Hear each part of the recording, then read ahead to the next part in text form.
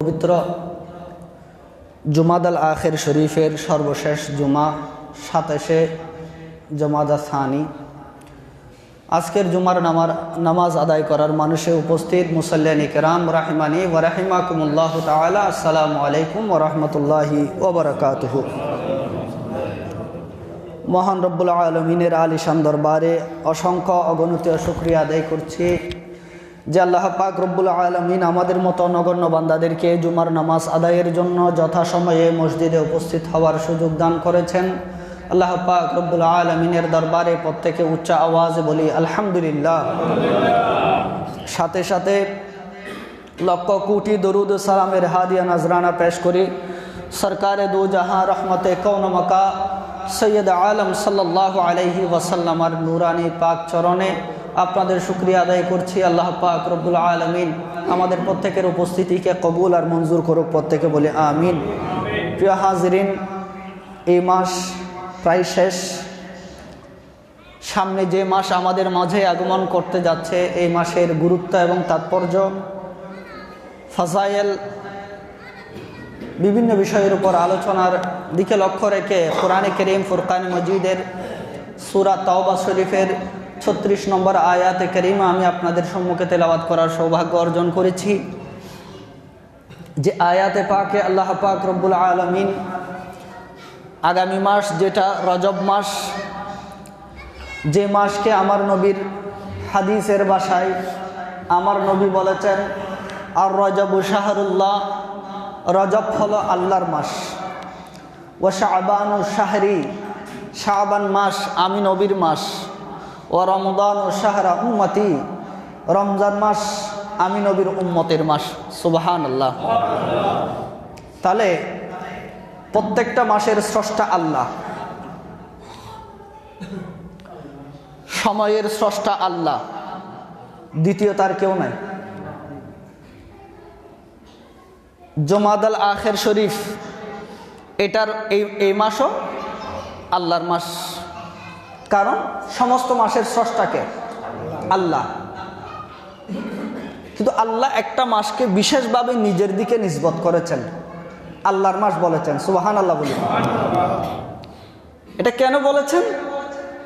যখন কোনো একটা জিনিসকে, কোনো একটা বিষয়কে, কোনো একটা বস্তুকে শানওয়ালা, ইজ্জতওয়ালা, সম্মানওয়ালা কারো দিকে নিসবত করা হয়, সম্পর্কিত করা হয়, তখন যাকে নিসবত করা হচ্ছে, যার দিকে নিসবত করা হচ্ছে, উনার শানের কারণে যাকে নিসবত করা হচ্ছে তার শান বেড়ে যায়। সুবহানাল্লাহ। যেমন একদম সাধারণ উদাহরণ, কোরআনে কারীম আমাদের প্রত্যেকের ঘরে আছে না? আছে। এটা আল্লাহর কালাম। এই আল্লাহর কালামের সাথে যখন একটা কাপড় জুজদান হিসেবে আপনারা এটাকে মোড়ান, যত্ন করে, ময়লা যাতে না লাগে, আল্লাহর কালামকে সম্মানের সাথে আপনারা মুড়িয়ে রাখেন, তো ওই কাপড় যেটা কোরআনে কারীমের সাথে লেগেছে সেটা তখন আর দুনিয়ার অন্য কোনো কাপড় নয়। সেটার অসম্মানী হলে আপনারা আফসোস করেন, সেটাকে কদর করে চুমো দেন, সেটাকে কদর করে সম্মান দেন। কেন? কারণ এটার সম্পর্ক কোরআনে কারীমের সাথে। তো সমস্ত মাস সবগুলো আল্লাহর, কিন্তু আমার নবী বিশেষভাবে বলেছেন রজব মাস আল্লাহর মাস। সুবহানাল্লাহ বলেন। তা আমাদের কথা না, হাদিসের কথা। আমার নবী বলেছেন এই রজব মাস এটা হলো আমার আল্লাহর মাস। যেমন শুআবুল ঈমানের মধ্যে এ হাদিসে পাকটা এসেছে।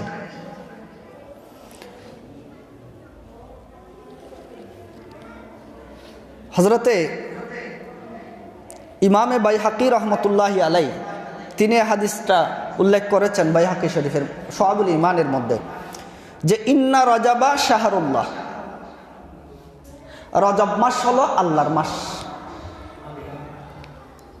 ওয়ায়ুদআ আল আসাম, আর আল্লাহর সৃষ্টির যত মখলুকাত আছে, ফেরেশতারা আছে, সবাই এই মাসটাকে আসম বলে, বদির মাস বলে। সুবহানাল্লাহ।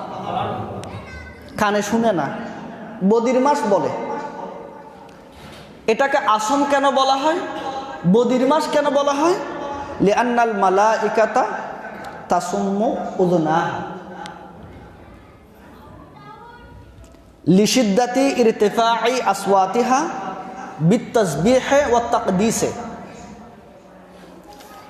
হাদিসে পাকের মধ্যে এসেছে এই মাসকে বদির মাস কেন বলা হয়। মানুষের কান কখন বদির হয়, কান কখন বয়রা হয়, কানে কখন শুনে না মানুষ। তো গবেষণার মধ্যে অনেক কিছু এসেছে, যখন মানুষ সাউন্ড পলিউশন হয়, শব্দ দূষণ হয়, এমন জায়গায় যদি মানুষ থাকে, মানুষের শ্রবণ শক্তি আস্তে আস্তে কমে যায়।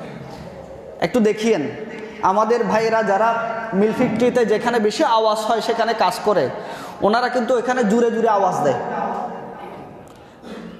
ঠিক এই আওয়াজটা ঘরে এসে কারোর সাথে মোবাইলে কথা বললে কিংবা কারোর সাথে কথা বললেও কিন্তু আওয়াজটা জুড়ে জুড়ে দেয়। কেন? কারণ উনি জুড়ে বললে, জুড়ে দিলে উনি মনে করে যে আমি যেভাবে জুড়ে বললে শুনি, আরেকজনও হয়তো জুড়ে বললে শুনে।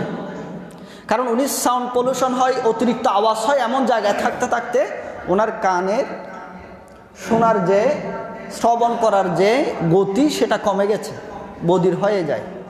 আস্তে আস্তে মানুষের কানে শ্রবণ শক্তি কমে যায়।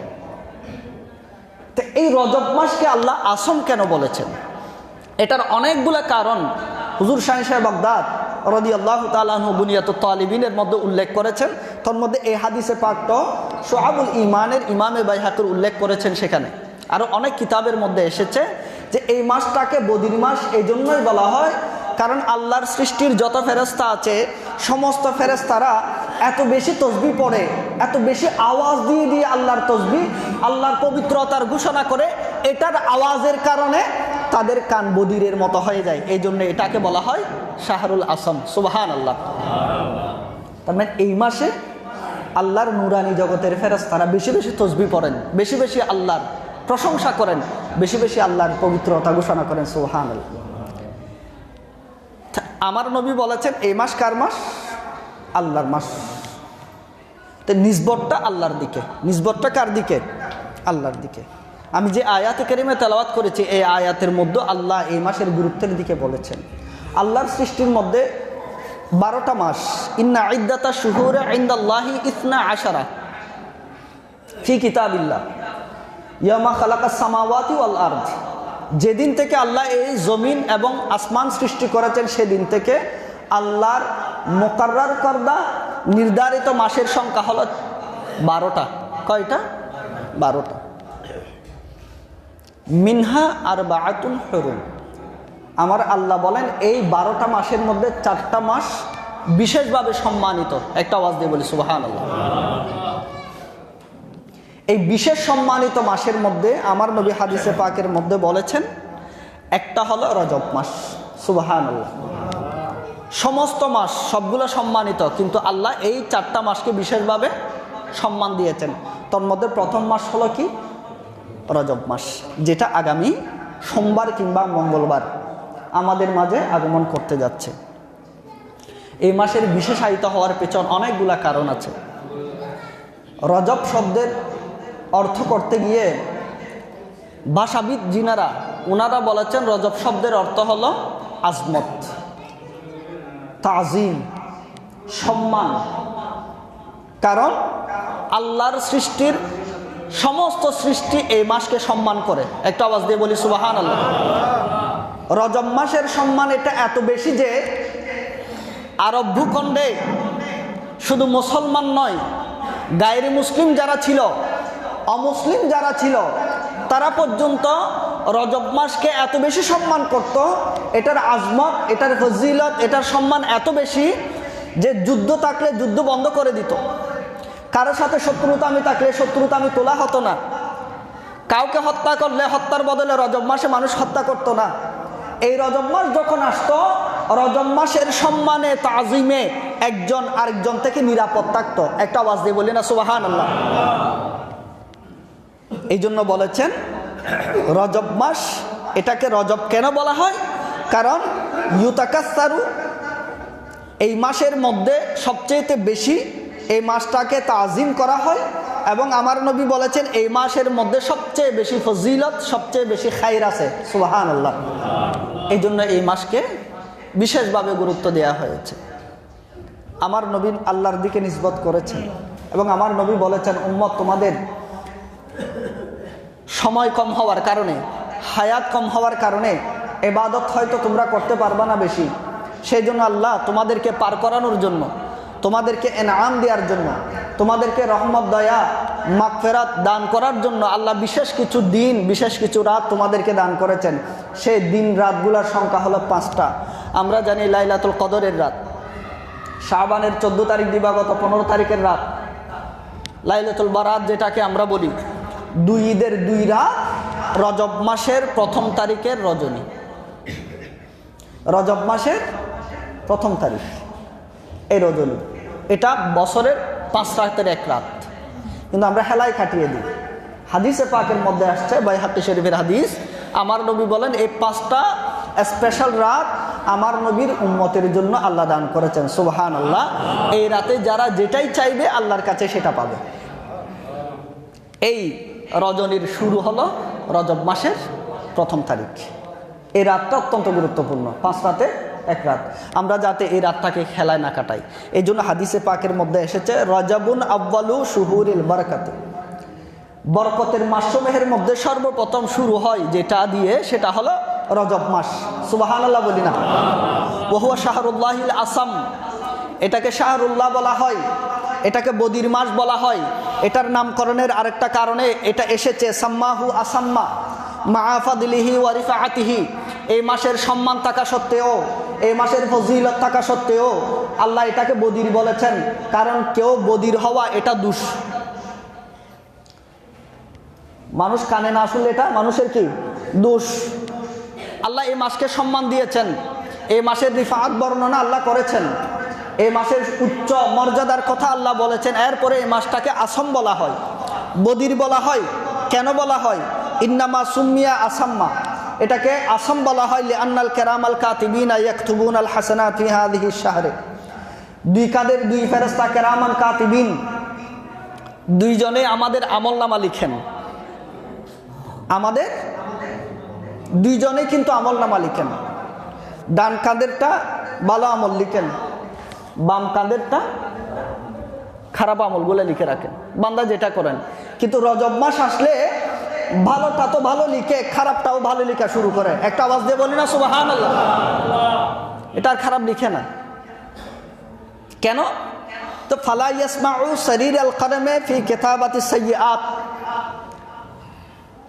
তারা মানুষের ভালো আমল এত প্রতিযোগিতার মাধ্যমে লিখে যে মানুষ যখন খারাপ কোনো কিছু করে সেটা আর তারা দেখে না, সেটা আর তারা শুনে না। একটা আওয়াজ দিয়ে বলি সুবহানাল্লাহ। এই জন্য এটাকে আসম বলা হয়। এবং আমার নবী হাদিসে পাকের মধ্যে বলেছেন, কিতাবের মধ্যে এসেছে রজবুন লিইতিয়ানিন আলাল বাবে, রহমত যদি পেতে হয়, রহমত যেখানে পাবেন সেখানে যাইতে হবে। সেখানে না গেলে রহমত পাওয়া, নেয়ামত যেখানে বন্টন হয় সেই জায়গায় যেতে হয়, সে দরওয়াজায় গিয়ে নক করতে হয়, তখন আপনি রহমত আর দয়া পাবেন। সেখানে না গেলে রহমত আর দয়া পাবেন না। আমার নবী বলেন রজবুন লিইতিয়ানিন আলাল বাবে, রজব মাস হলো সে বরকতের দরওয়াজায় আসার মাস। ওয়া শাবানুল লিতাকাররুবে ইলা মালিকিল ওয়াহাব, আর শাবান মাস হলো আল্লাহ পাক রব্বুল আলামিনের যে রহমতের দরওয়াজায় আপনি এসেছেন, সেই রহমতের দরওয়াজায় আসার পরে শাবান মাসে আল্লাহর কুরবত, আল্লাহর নৈকট্য, আল্লাহকে পাওয়ার মাস। একটু আওয়াজ দিয়ে বলি সুবহানাল্লাহ।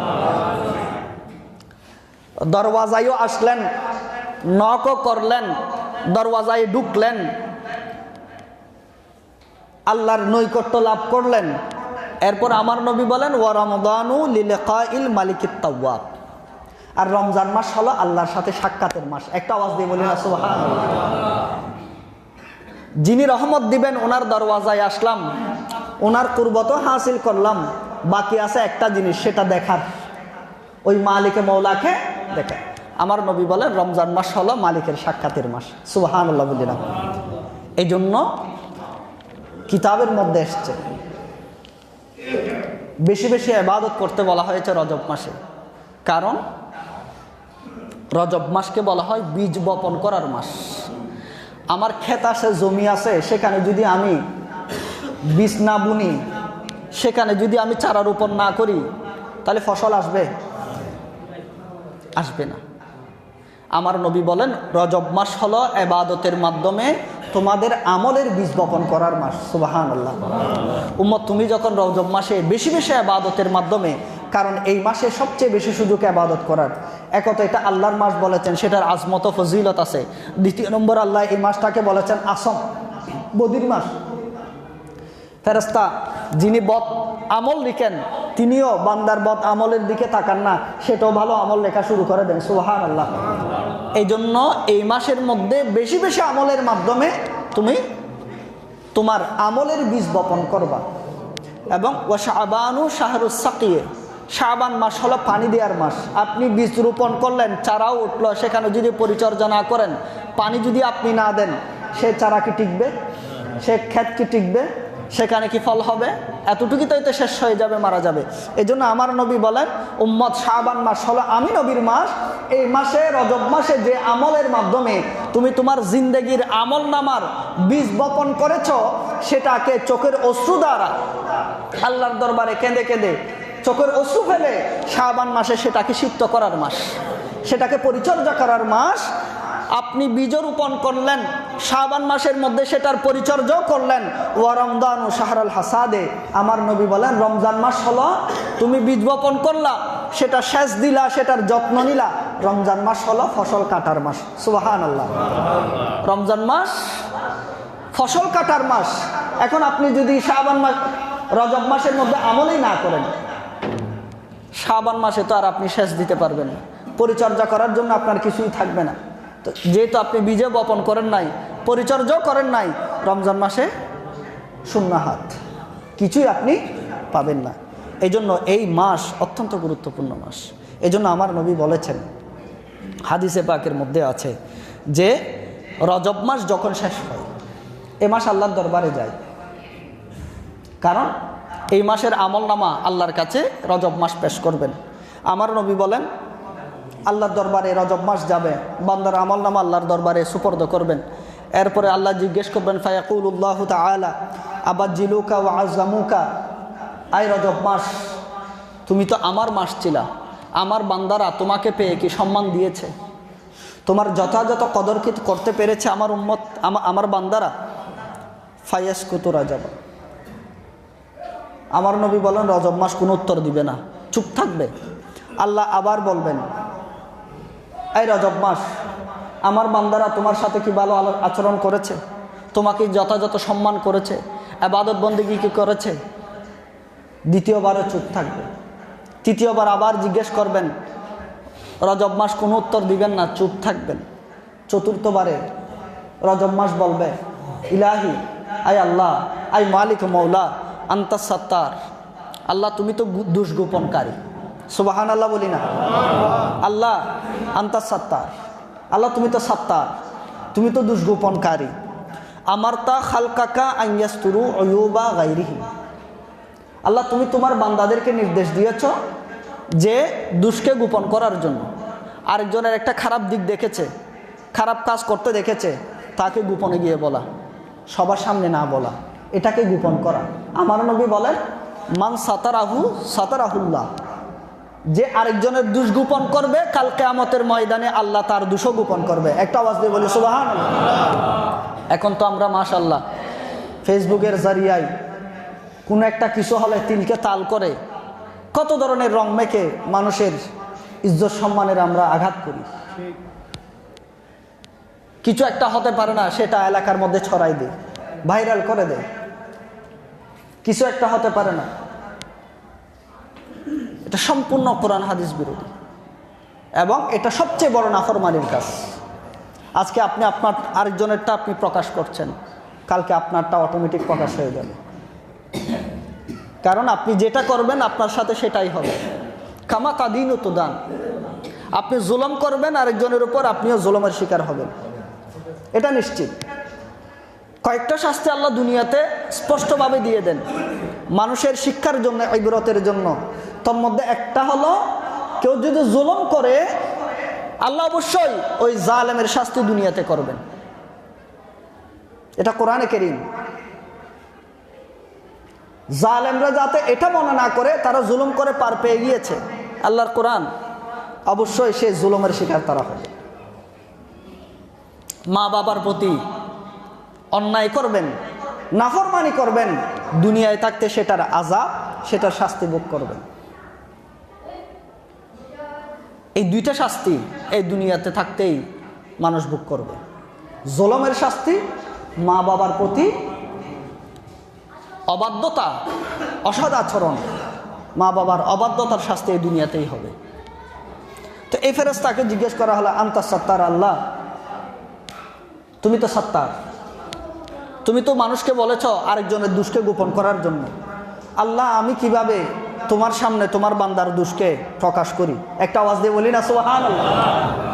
আল্লাহ তুমি, আমি রজব মাসও তো তোমার সৃষ্টি। আল্লাহ তোমার বান্দার কাছে গিয়েছি, কেউ হয়তো সম্মান দিয়েছে, কেউ সম্মান দেয় নাই, কেউ কদর করেছে, কেউ কদর করে নাই। আল্লাহ যে কদর করে নাই তার কথা কেমনে বলি? তুমি তো বলেছ তুমি সাত্তার, গোপনকারী, গোপন করলে সেটাকে তুমি বেশি ভালোবাসো। আল্লাহ আমি তোমার সামনে কিভাবে তোমার বান্দার দোষকে প্রকাশ করি?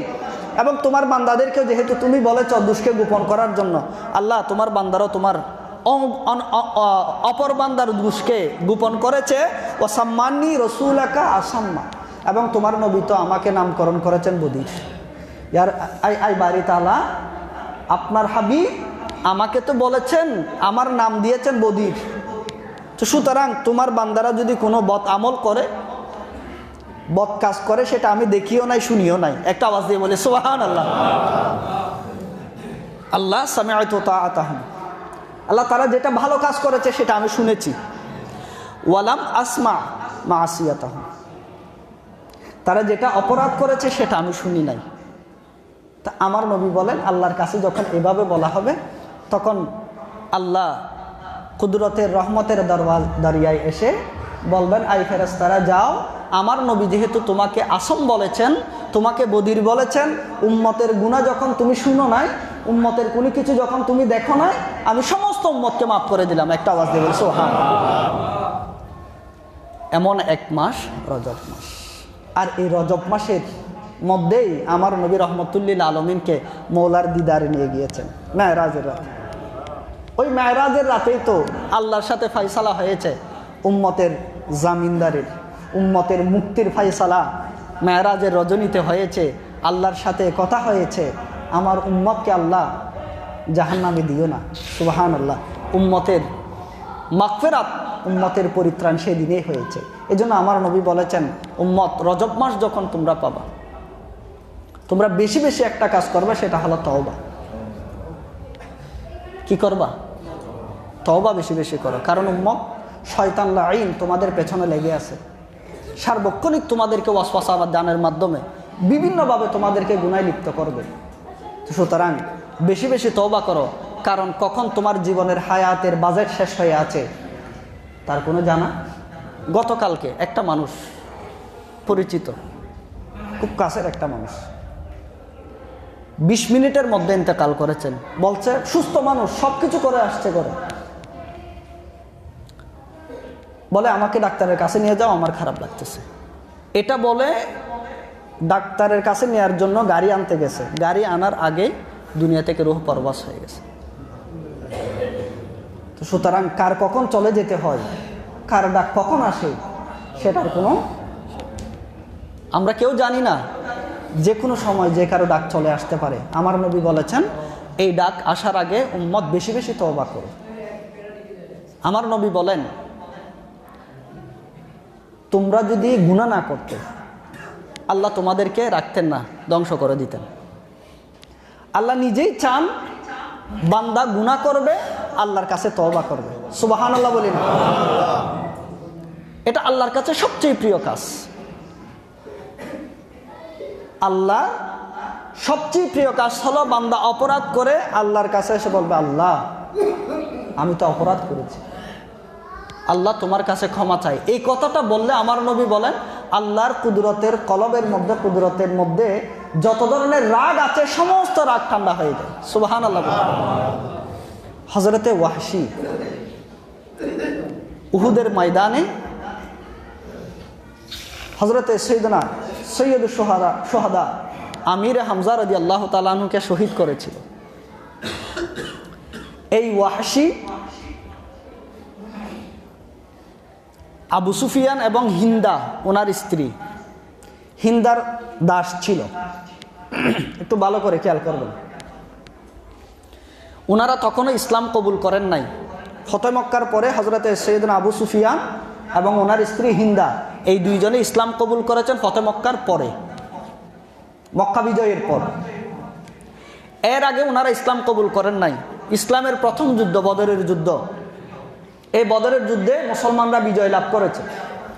এই বদরের যুদ্ধে হিন্দার বাবা উতবা, আবু জাহেল, উতবা, সাইবা এগুলা ছিল আরবের সবচেয়ে বড় বড় টপ র্যাঙ্কের সন্ত্রাসী, নেতৃত্ব স্থানীয়। এই উতবা হলো হিন্দার বাবা। বদরের যুদ্ধে এই উতবাকে জাহান্নামে পাঠিয়েছিল হযরতে সাইয়েদনা আমির হামজা রাদিয়াল্লাহু তাআলা। তো সেই দিন থেকে হিন্দা শপথ করেছে যে আমির হামজার কলিজা যতদিন চিবিয়ে চিবিয়ে খাবো না ততদিন পর্যন্ত আমার রাগ ঠান্ডা হবে না। সে শপথ করেছিল হযরতে আমির হামজা রাদিয়াল্লাহু তাআলা আনহুর কলিজা বের করে চিবিয়ে চিবিয়ে খাবে।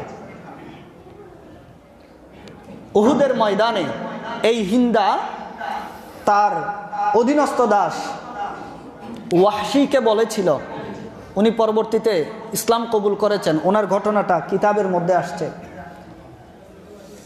এই উহুদের জমিনে সাইয়েদনা আমির হামজা রাদিয়াল্লাহু তাআলা আনহু বড় তীরন্দাজ ছিলেন, অনেক দূর থেকে এমন একটা তীর নিক্ষেপ করেছিলেন হযরতে সাইয়েদনা আমির হামজা রাদিয়াল্লাহু তাআলা আনহু মাথা দিয়ে ঢুকে পেছনে বের হয়ে গিয়েছে। সাইয়েদনা আমির হামজা রাদিয়াল্লাহু তাআলা শহীদ হয়েছেন। এরপরও ক্ষান্ত হয় নাই। হযরতে আমির হামজা রাদিয়াল্লাহু তাআলা নূরানির জিসমে মুবারক কেটে কেটে টুকরা টুকরা টুকরা টুকরা টুকরা করেছে। পুরো উহুদের জমিন সেই টুকরাগুলাকে ছিটেছিল। এই ওয়াহশী হযরতে আমির হামজা রাদিয়াল্লাহু তাআলা নূর কলিজা নিয়ে হিন্দাকে দিয়েছিল। সেটার পুরস্কার স্বরূপ ওয়াহশীকে হিন্দা আজাদ করে দিয়েছিল। এই হিন্দা চিবিয়ে চিবিয়ে হযরতে সাইয়েদনা আমির হামজা রাদিয়াল্লাহু তাআলা কলিজা খেয়েছিল। এই ওয়াহশী আমির হামজা রাদিয়াল্লাহু তাআলা আনহুকে শহীদ করেছিল, কলিজা বের করেছিল। অনুশোচনা এসেছে পরবর্তীতে আমার নবীর দরবারে চিঠি লিখলেন, ইয়া রাসূলুল্লাহ, ইয়া হাবিবাল্লাহ। আমার নবী উহুদের জমিন থেকে আসার পরে বলেছিলেন, সবসময় কান্না করতেন হযরতে সাইয়েদনা আমির হামজা রাদিয়াল্লাহু তাআলা আনহুর ব্যাপারে। আমার নবী বলেন, আমির হামজা রাদিয়াল্লাহু তাআলা আনহুর শাহাদাত আমি বেশি কষ্ট পেয়েছি, সবচেয়ে বেশি কষ্ট পেয়েছেন আমার নবী। তো হযরতে ওয়াহশী আব্দুল্লাহ ইবনে আব্বাস রাদিয়াল্লাহু তাআলা আনহু বলেন, আমার নবীর কাছে দরখাস্ত লিখলেন একটা, যে ইন্নী উরিদু আন আসলামা, ইয়া রাসূলুল্লাহ আমি ভুল করেছি সেটা বুঝতে পারলাম, আমি চাই মুসলমান হতে। একটা চিঠি লিখলেন মুসলমান হওয়ার জন্য। সেখানে লিখলেন, লাকিন ইয়ামনাউনি আনিল ইসলামে আয়াতাম মিনাল কোরআনে নাযালাত আলাইকা। কোরআনে কারীমের মধ্যে এমন একটা আয়াত আছে যে আয়াতের কারণে আমি যে আপনি নবীর উপর ঈমান আনব, ইসলাম কবুল করবে, সেটার ক্ষেত্রে প্রতিবন্ধক হয়ে দাঁড়িয়েছে। তো আয়াতটা কি? আল্লাহ কোরআনে কারীমের মধ্যে বলেছেন, ওয়াল্লাযীনা লা ইয়াদউনা মা'আল্লাহি ইলাহান আখারা ওয়া লা ইয়াকতুলুনা আন-নাফসাল্লাতী হারামাল্লাহু ইল্লা বিল হাক্কি ওয়া লা ইয়াজনুনা ওয়া মান ইয়াফআল যালিকা ইয়ালকা আসামা। সূরা ফুরকানের এই আয়াত, সেখানে আছে যে যারা আল্লাহ ছাড়া অন্য কাউকে প্রভু হিসেবে ডাকে না, এবং যারা অন্যায়ভাবে অন্য মানুষকে হত্যা করে না, এবং যারা জেনা করে না, এরাই হলো আল্লাহর পক্ষ থেকে ক্ষমাপ্রাপ্ত বান্দা, এরাই হলো মুমিন বান্দা। আর যারা এটা করেছে অবশ্যই তারা পাপিষ্ঠ বান্দা। একটা আওয়াজ দিয়ে বলি সুবহানাল্লাহ। এখন আমি মুসলমান না, আমি মূর্তি পূজা করেছি। দ্বিতীয় নম্বর, হযরতে আমির হামজার মতো আপনি নবীর কাছের সাহাবী, আপনি নবীর চাচাজানকে হত্যা করেছি আমি, যিনি আপনার কাছে বেশি প্রিয় ছিল, যার শাহাদাতের পরে আপনি নবী কান্না করেছেন। সবসময় বলেন আমি সবচেয়ে বেশি কষ্ট পেয়েছি হযরতে সাইয়েদনা আমির হামজা রাদিয়াল্লাহু তাআলা আনহু শাহাদাতে। আমি নির্মমভাবে সে আমির হামজাকে শহীদ করেছি। তৃতীয় নম্বর, জেনার যে কথাটা বলা হয়েছে, সেই সময় যেহেতু কোনো শরীয়ত ছিল না, হয়তো আমার থেকে এটাও সংগঠিত হয়েছে। এই আয়াতে কারিমার মধ্যে যে তিনটার কথা বলা হয়েছে, এই তিনটা সবগুলো তো আমার কাছে আছে। এটার কারণে আমি ইসলাম কবুল করতে পারছি না। ইসলাম কবুলের ক্ষেত্রে এই তিনটা জিনিস আমাকে বাধা দিচ্ছে।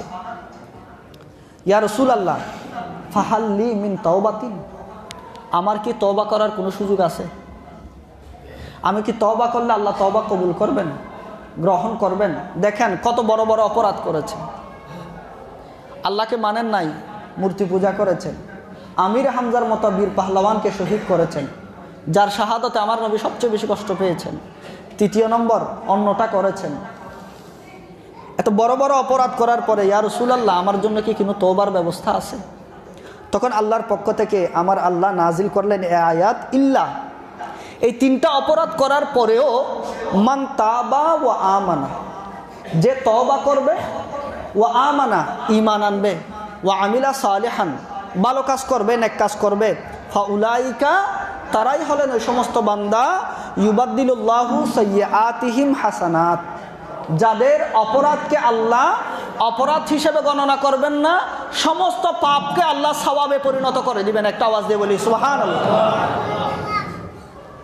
গুনাহগুলো আর গুনাহ থাকবে না, সবগুলা কি হয়ে যাবে? সওয়াব হয়ে যাবে। এই আয়াতে কারিমা যখন নাজিল হলো, আমার নবী সেটা লিখে হযরত ওয়াহশীকে পাঠালেন। আই ওয়াহশী, আল্লাহ তো ক্ষমার কথা বলেছেন, তুমি যদি তওবা করো, আমল সালেহ করো, তাহলে তোমার এই তওবা আল্লাহ কবুল করবেন, আল্লাহর উপর ঈমান আনায়নত কবুল করবেন। আমল সালেহ করলে তোমার যত অপরাধ করেছে সবগুলো সওয়াবে পরিণত হয়ে যাবে। সুবহানাল্লাহ। আমার নবী সেটা পাঠানোর পরে হযরত ওয়াহশী আরেকটা চিঠি লিখলেন আমার নবীর কাছে, যে ইয়া রাসূলুল্লাহ, ইন্নাল আয়াতা শারতান, এই আয়াতের মধ্যে ইয়া রাসূলুল্লাহ একটা শর্ত আছে। তো শর্তটা কি? ওয়াহুয়াল আমালুস সালেহ, শুধু ঈমান আনলে হবে না, আমল সালেহ করতে হবে, নেক কাজ করতে হবে। তো উনি বলেন, ওয়ালা আদরি হাল আকিদরু আলাল আমালিস সালেহে আমলা, আমি তো মানুষ, ভালো কাজ করতে পারবো কি পারবো না এটার গ্যারান্টি তো আমি দিতে পারতেছি না। সুবহানাল্লাহ বলি না? আল্লাহ তো বলেছেন ক্ষমা করবেন, তওবা কবুল করবেন, সব ঠিক আছে, একটা শর্ত দিয়েছেন, সেই শর্তটা হলো আমল সালেহ করতে হবে, নেক কাজ করতে হবে, ভালো কাজ করতে হবে। কিন্তু ইয়া রাসূলুল্লাহ, আমি কি ভালো কাজ করতে পারবো কি পারবো না এটার গ্যারান্টি তো আমি দিতে পারতেছি না, এই শর্তটা তো আমি পূরণ করতে পারবো না। এখন কি আমার জন্য কি ক্ষমার ব্যবস্থা আছে? তখন আল্লাহ কোরআন কারীমের একটা আয়াত নাজিল করলেন, যে ইন্নাল্লাহা লা ইয়াগফিরু আন ইউশরিকা বিহি ওয়া ইয়াগফিরু মা দুনা যালিকা লিমান ইয়াশা। যে আল্লাহ কোরআন কারীমের মধ্যে বলেন, আল্লাহর সাথে শরীক করা ছাড়া, শিরিক করা ছাড়া যত ধরনের গুনাহ আছে আল্লাহ যাকে চাইবেন তাকে মাফ করে দিবেন। একটা আওয়াজ দিয়ে বলি না সুবহানাল্লাহ। শিরিক করা ছাড়া যত ধরনের গুনাহ তোমরা করবা, আল্লাহ যাকে ইচ্ছে তাকে কি করে দিবেন? যাকে ইচ্ছে তাকে। কিন্তু আল্লাহ যার ব্যাপারে ইচ্ছে করবেন না তাকে আল্লাহ কি করবেন না? ক্ষমা। তখন হযরত ওয়াহশী বললেন, ইয়া রাসূলুল্লাহ, এখানে তো একটা শর্ত আছে। আল্লাহ তো বলেছেন যাকে ইচ্ছে তাকে কি করবেন? একটু বলেন না, যাকে ইচ্ছে তাকে ক্ষমা করবেন। তো আল্লাহর যাদেরকে ক্ষমা করার ইচ্ছা আছে সে সমস্ত বান্দাদের মধ্যে কি আমি আছি? সুবহানাল্লাহ বলি। উনি বলেন, ফালা আদরি আয়াশা আল্লাহু আন ইয়াগফিরা লি আমলা, আল্লাহ যাদেরকে ক্ষমা করার ইচ্ছা করেছেন তাদের লিস্টে কি আমি আছি কি আমি নাই, এটা তো ইয়া রাসূলুল্লাহ আমি জানি না। সুবহানাল্লাহ। এটা যখন বললেন তিনি, তখন আল্লাহ কোরআনের কারীমের আরেকটা আয়াত নাজিল করলেন। কুল ইয়া রাসূলুল্লাহ, আপনি বলুন, ইয়া ইবাদি, আয় আমার বান্দারা, আল্লাযীনা আসরাফু, আমার বান্দাদের মধ্যে যারা জুলুম করেছে, অন্যায় করেছে, আলা আনফুসিহিম, নিজেদের নফসের উপর পাপ করেছে, অপরাধ করেছে, জুলুম করেছে, যে লা তাকনাতু মির রাহমাতিল্লাহ, তারা যেন আল্লাহর রহমত থেকে নিরাশ না হয়। একটা আওয়াজ দিয়ে বলেন না সুবহানাল্লাহ। কুল ইয়া রাসূলুল্লাহ, আপনি বলুন, ইয়া ইবাদি, আয় আমার উম্মতরা, আল্লাযীনা আসরাফু আনফুসাহুম, যারা তোমাদের নিজেদের নফসের উপর জুলুম করেছো, পাপ করেছো, অন্যায় করেছো, লা তাকনাতু মির রাহমাতিল্লাহ, তোমরা আল্লাহর রহমত থেকে নিরাশ হইও না। সুবহানাল্লাহ। ইন্নাল্লাহা ইয়াগফিরুদ যুনুবা জামিআ, আল্লাহ সমস্ত পাপকে ক্ষমা করে দিবেন। ইন্নাহু হুয়াল গফুরুর রহিম, নিশ্চয় আল্লাহ পাক রব্বুল আলামিন হলেন ক্ষমাকারী, আল্লাহ হলেন দয়াময়। সুবহানাল্লাহ। এই কথাটা যখন দিকে পাঠালেন, হযরতে ওয়াহশী বলেন, ইয়া রাসূলুল্লাহ, আমি ঈমান আনবো, মদিনা শরীফে তশরিফ আনবো। মদিনা শরীফে এসে আমার নবী রহমতুল্লিল আলমিনের হাতে হাত দিয়ে ইসলাম কবুল করে মুসলমান হয়ে গেছে। সুবহানাল্লাহ। হযরতে আব্দুল্লাহ ইবনে ওমর রাদিয়াল্লাহু তাআলা আনহু থেকে হাদিস বর্ণিত, তিনিও বলেন, হযরতে সাইয়্যিদুনা আদম আলাইহিস সালাম, ওনাকে যখন আল্লাহ সৃষ্টি করলেন, উনি আল্লাহর দরবারে একটা আরজি দিলেন, ইয়া আল্লাহ, ইয়া রাব্বাল আলামিন, যে আল্লাহ তুমি তো শয়তানকেও তৈরি করেছো, আমাকে তৈরি করলা, শয়তান আমার উপর, শয়তানকে আমার উপর মুসাল্লাত করলা, যে ইয়া রাসূলুল্লাহ, আয় আল্লাহ, যে লা আস্তাতিউ আন আমতানিআ মিনহু ইল্লা বিকা, আল্লাহ তোমার রহমত এবং দয়া ছাড়া তো এই শয়তান থেকে আমি এবং আমার আওলাদকে রক্ষা করতে পারবো না। আল্লাহ তুমি আমাকে তৈরি করেছো, শয়তানকেও সৃষ্টি করেছো, কিন্তু শয়তানকে এখতিয়ার দিয়ে দিয়েছো, সে কিয়ামত পর্যন্ত তোমার বান্দাদেরকে ভালো কাজ করার ক্ষেত্রে বাধা দিবে। সে তোমার সাথে চ্যালেঞ্জ করেছে যে লাউকউদান্না, আমি অবশ্যই অবশ্যই বসে থাকবো, সিরাতাকাল মুস্তাকিম, তুমি যে সিজা রাস্তা দিয়েছো জান্নাতে যাওয়ার, সেই রাস্তার মধ্যে আমি বসে থাকবো। লাউদিল্লান্না, আমি আদম সন্তানদেরকে পথভ্রষ্ট করবো, জাহান্নামে নিয়ে যাব। সেটা আল্লাহ তোমার সাথে চ্যালেঞ্জ করেছে। আল্লাহ তুমি শয়তানকে এখতিয়ার দিয়েছো, কিন্তু আল্লাহ তোমার দয়া ছাড়া, রহম ও করম ছাড়া তোমার বান্দারা তো আল্লাহ সক্ষম হবে না যে শয়তান থেকে বেঁচে থাকার। তখন আল্লাহর পক্ষ থেকে বলা হলো যে বনি আদমের মধ্যে এমন কোনো মানুষ নাই যাকেই আমি সৃষ্টি করেছি তার সাথে তাকে রক্ষা করার জন্য একজন হাফাজা ফেরেশতা তৈরি করেছি। একটা আওয়াজ দিয়ে বলি সুবহানাল্লাহ। যে শয়তানের এই দুকা থেকে বান্দাদেরকে হেফাজত করবে, শয়তান এবং শয়তানের যারা গোত্রের থাকবে তাদের দুকা থেকে, তাদের অনিষ্ঠা থেকে, ক্ষতি থেকে